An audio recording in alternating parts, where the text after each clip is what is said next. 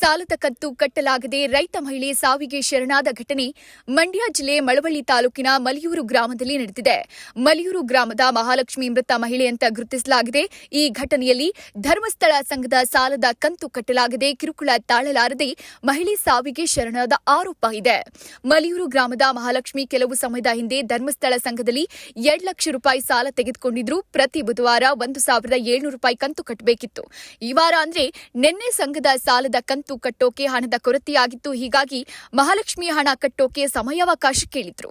ಆದರೆ ಧರ್ಮಸ್ಥಳ ಸಂಘದ ಸಿಬ್ಬಂದಿ ಮಹಿಳೆಗೆ ಅವಕಾಶ ನೀಡದೆ ಅವಾಚ್ಯ ಶಬ್ದದಿಂದ ನಿಂದಿಸಿದ್ದಾರೆ ಎನ್ನುವ ಆರೋಪ ಇದೆ.